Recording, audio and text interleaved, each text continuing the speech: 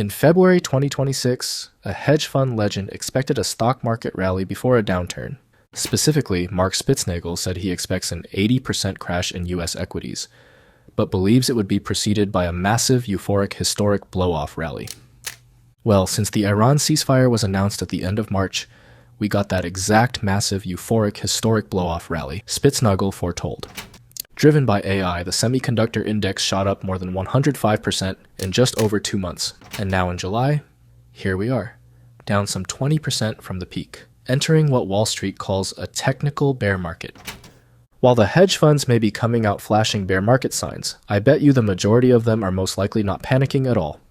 Rather, maybe even salivating at their bonuses. Confused? Good. You should be. While retail investors are checking their brokerage apps every 5 minutes, the smartest money on Wall Street is playing a completely different game. A game where they profit from chaos, a game where they want volatility.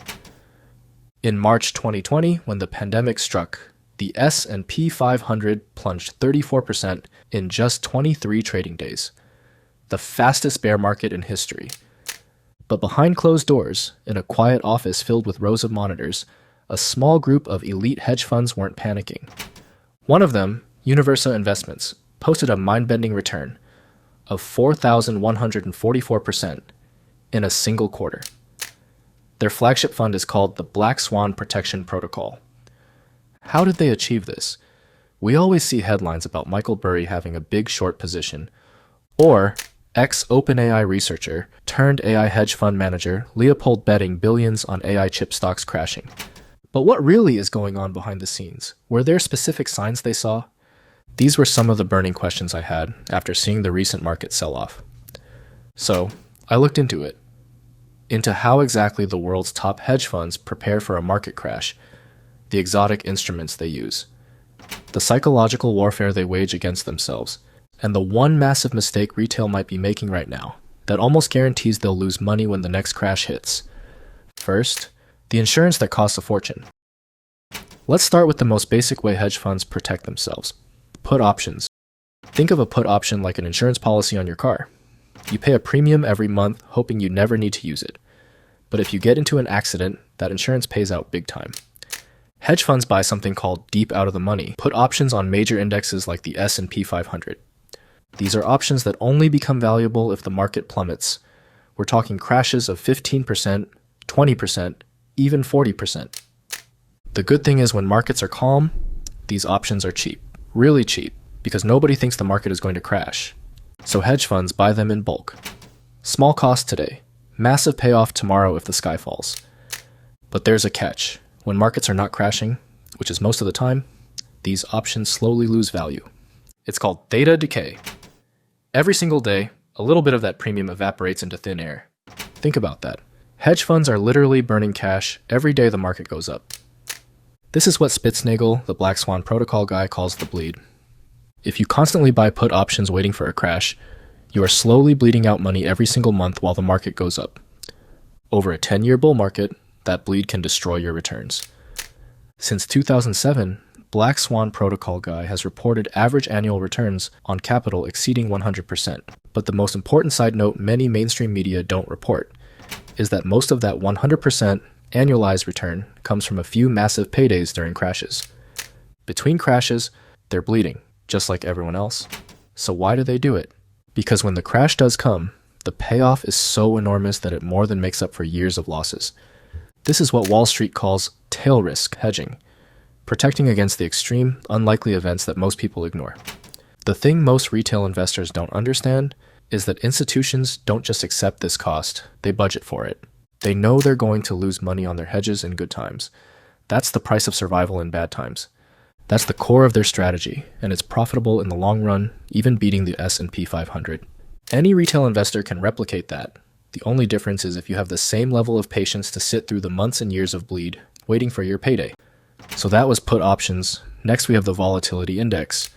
Hedge funds have another trick up their sleeves, something most retail investors have never even heard of.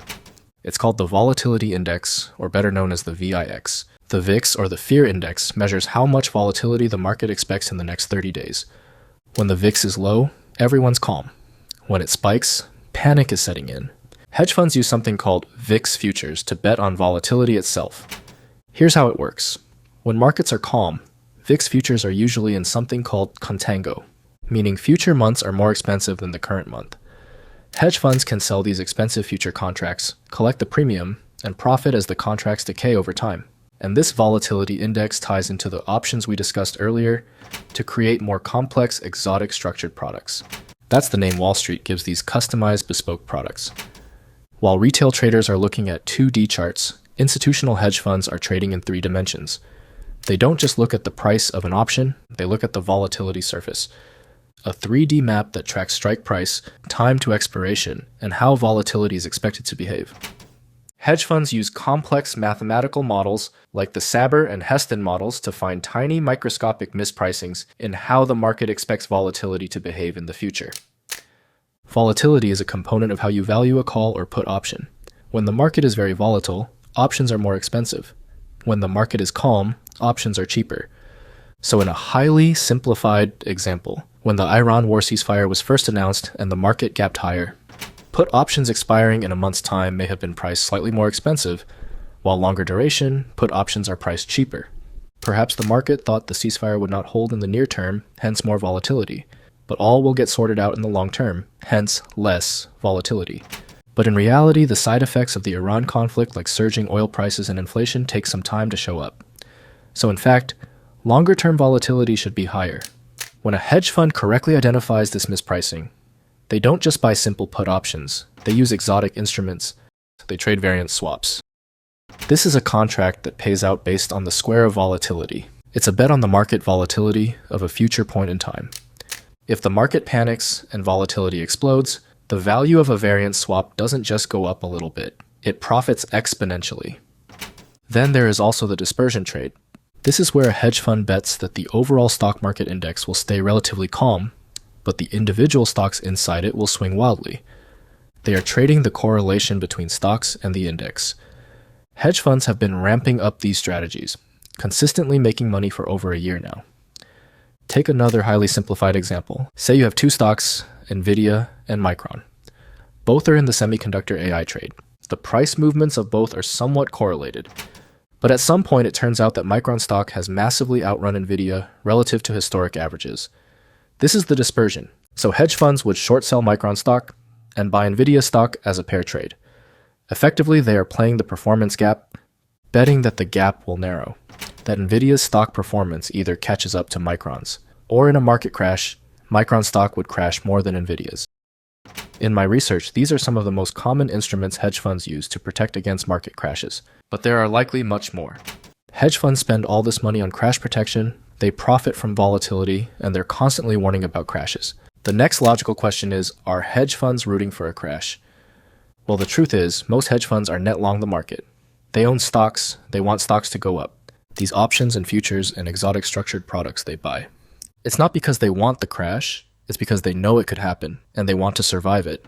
It's the same as buying car insurance, not because you want to get into an accident, but because you know accidents can happen, and you don't want to be financially ruined when they do. Same thing with hedge funds and their portfolios. The most sophisticated hedge funds take it a step further. They don't just protect against crashes.